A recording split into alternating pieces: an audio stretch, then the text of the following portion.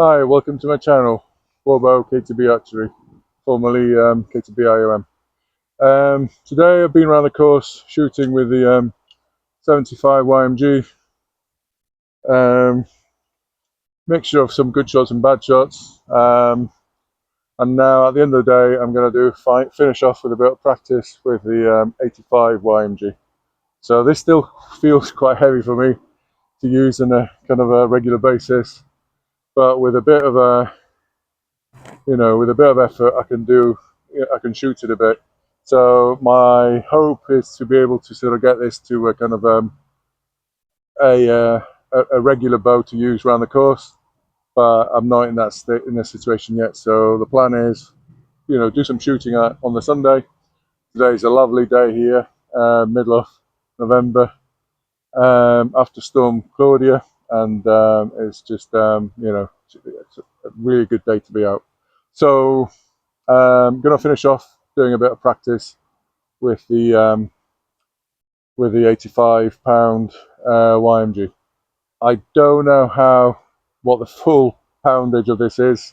When I tried measuring it, I'm getting really kind of odd poundages. So I'm going to be shooting my 250 spine arrows, 350 grain points, 4 Fletch kind of flu-flus. So and I'm just going to record myself so I can see my full draw position, and then we'll have a look and see. I'm shooting at the bottle again, so then we'll have a look and see what the groupings are looking like. But at this stage, I'm not so fussed on the grouping. I just need something to aim for. But I want to focus on being able to draw to the full, have the bow under control, and have a reasonable level of accuracy given, the weight of the bow.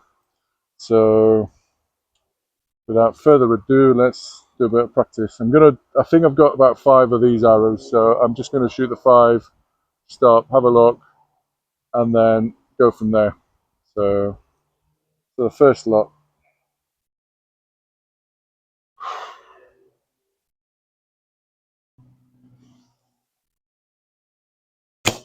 Oh,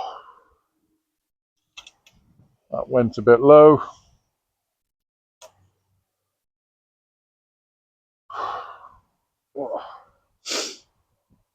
You can really feel the weight with this bow. Like I said, it feels a bit like when the 75 first arrived. It just felt almost impossible to pull. But I think it just takes practice and pushing yourself. If you never ever shoot a heavy bow, you'll never be able to shoot a heavy bow. And it's only through shooting heavier bows that your body gets used to the extra weight, the tension, and that's when you build muscle and you reinforce your joints and ligaments, from the stress of pulling a heavy bow. So I think that's the only way to do it, and this is what I'm trying to do.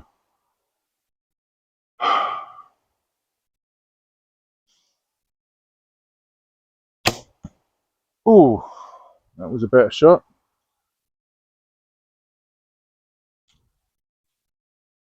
Just over the bottle, and a good line as well. So let's try again.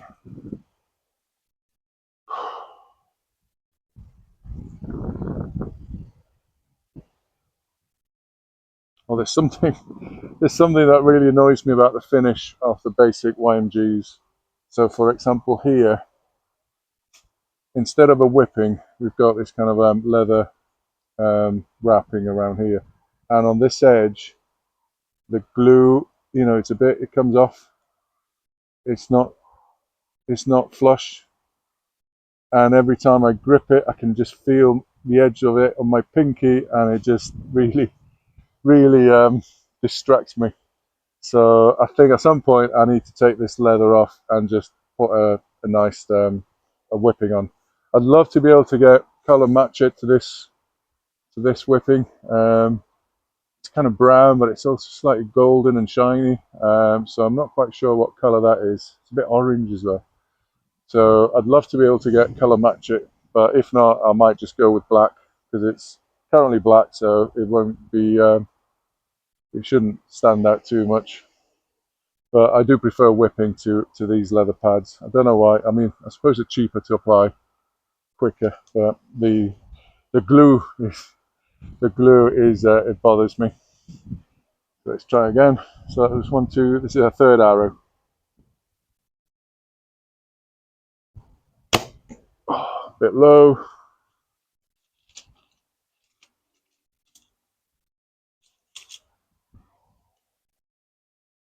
Number 4, and let me prep number 5. There we go. Put it here.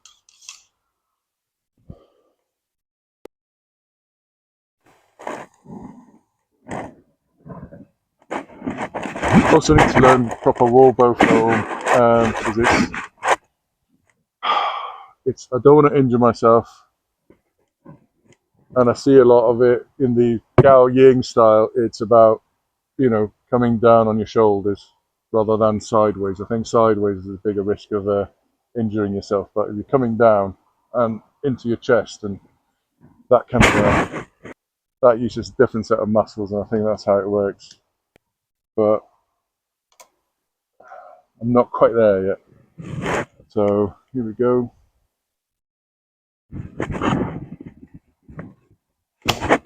Oh, that was a good one. All right, for the last arrow, that was just on the side of the bottle. So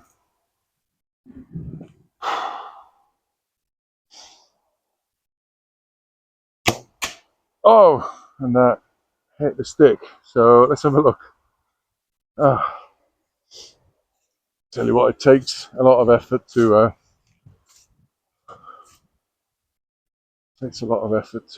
shoot this bow. You really feel it.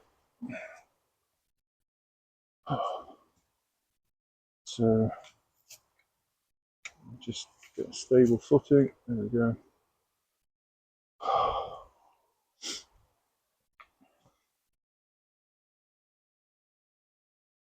So the stick was, the bottle was about here.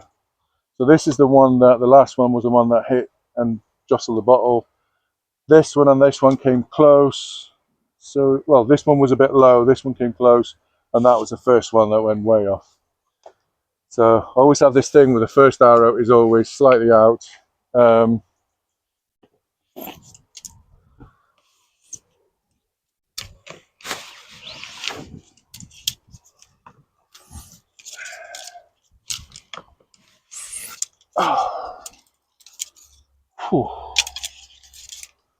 They really dig deep with these, with this bow. Right, gonna have a short rest, and I'm gonna shoot again.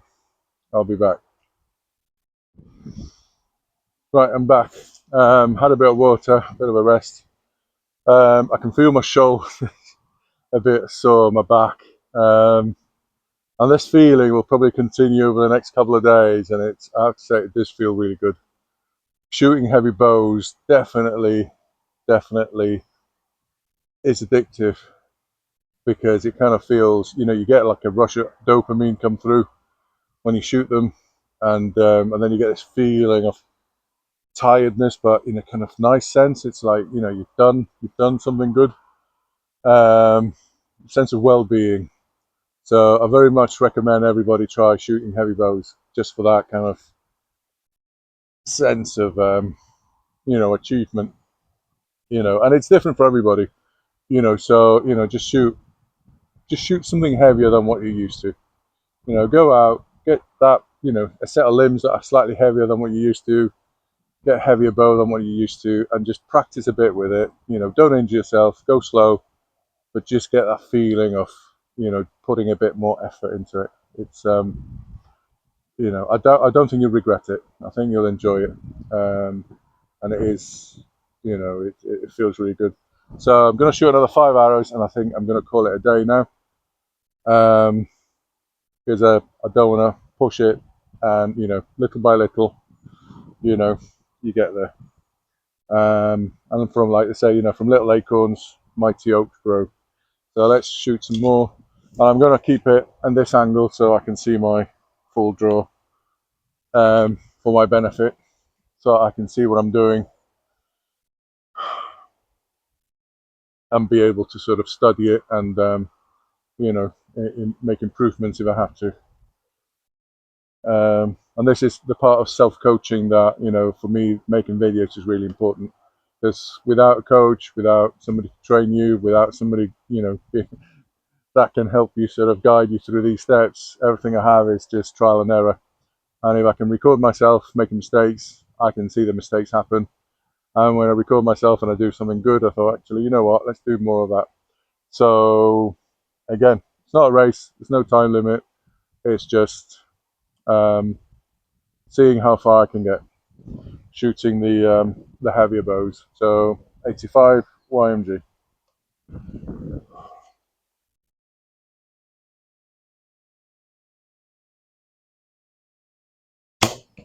Ooh, bit low, but online.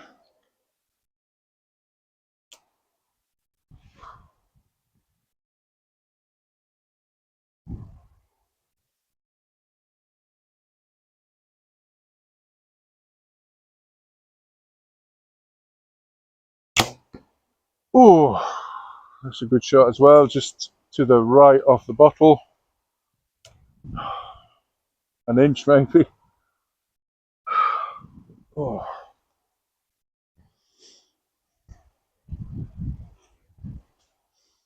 That's something else in Korean archery, and I think it's also the case in Chinese archery, Gao Ying certainly. They've got this thing where they say you push the mountain and you pull the tiger's tail, and it's and I think it's all about, you know, using the heavy bows. With the lighter bows, people, you know, in the West, Olympic style, they just kind of grip it with the web of your thumb very lightly, and you use weights to artificially sort of tilt the bow forward to balance the weight, the pull of the string back, so that the bow is kind of neutral in your hand. And you know, they achieve a result via the more engineering and mechanics that they use on the bow, instead of you actively doing something to achieve a great shot. So I think the ambition, the aim is for you to have as little effect on the bow as possible, including, you know, the tiniest release. And even then, you know, with compound bows, they use a release aid so that you have actually no input whatsoever on the bow other than just aiming it up and down. Whereas with Asiatic archery, it's the philosophy is completely different. It's not about the technology making the bow easier to shoot. It's about you training your body to act and, you know, use goju-chegi, torque, hatra to achieve cleaner arrow flight. You're using a thumb ring, but there's different types of thumb ring, and the aim there is to be able to twist the string and release as cleanly as possible. So there's still a level of detail there. You have your alignment, and then of course with heavier bows you have the weight. So when they say about pushing the mountain, this is very similar to the style that I've seen people use with warbow, English warbows, long bows, and I've seen Joe Gibbs explain this in one of the Todd's workshops videos, where the grip, it's not so much like the Western grip where you hold it like this. It's actually from the palm of your hand. You wrap your tiny little thing, your you know, pinky, ring, and middle finger around the grip. Your thumb rests on your middle finger, and your index is out of the way. But also you're holding it so that the index is sideways. So when you push the bow forward, there's a natural torque being applied, and also you're not holding it up here, you're actually pushing with the base of your palm, and the whole weight of the bow is then traveling through the bones in your arm into your shoulder, and that is stabilizing. So when you push a mountain, you push a door, you push a tree, you will push like this. You're not going to push like that, you're not going to push like that, you push like this for maximum strength, because you're using your arm. So that's when you push the mountain, you're having a grip, you're having a warbow grip basically, you know, one way or the other. And when they say about pulling the tiger's tail, you know, this is the bit I'm not entirely sure about. But if you imagine that you had a tiger, I think there's two interpretations that I've seen about the tiger. One of them about the pulling the tiger's tail is that, imagine if you had a tiger that was, you know, attacking somebody else and you were trying to stop them. You'd need to make sure that you had like as good a possible kind of pull on that, so to stop it running away. It's not just real, you know, you need to lock into place to get to a position where it won't pull you forward, you know, and you need to be able to balance the force. There's another interpretation that I've seen when talking about the tiger. It says that the tiger, your arm is like the tail of a tiger when the tiger's attacking or pouncing, and tigers will use their tails for balance. So when you see a tiger pouncing, the tail might be going up, and I think this is in reference to in onkaji, where when you release, at the point of release, your arm will go back naturally. So it's this kind of balancing movement that, you know, might be reference to the tiger's tail. Oh, the bottle's fallen over with the wind. Never mind. So anyway, let's just, that was what, 2 arrows, 3, 4, 5. Let's just shoot these 2 arrows and let me get on with it. Thank you. Yes, shooting. I tend to waffle on sometimes, but you know, somehow, you know, that's one thing I miss as well, is that I could spend hours talking about archery with people. If, you know, sat down in a pub with a pint, you know, and people talking archery, that would be ideal. But I don't quite have that over here at the moment. Right, okay. Oh, that's same line, a bit low. I haven't got the bottles falling over, so, but we'll have a look and see what comes out. I'm just aiming now at the center arrow. I can see there. That's 1, 2, 3, 4, 5. Yeah. So I think that was the first arrow, maybe second arrow. Oh, I went a bit sideways to the left, but it's a good height. Last arrow.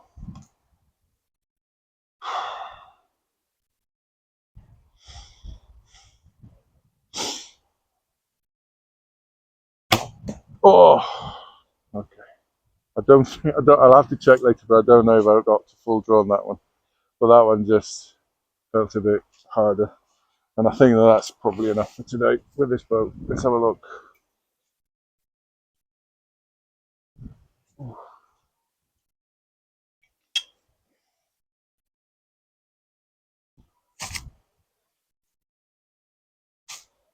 So, find stable ground. So yeah, so I'm kind of erring to having going low. I've got 2 on a good height, 3 on the same line, and then this one like went off completely. So, and the bottle kind of fell over. So, but I think you know, the objective here is to be able to draw the bow and shoot more than it is about accuracy at the moment. But even then, I'm quite happy with these results. So.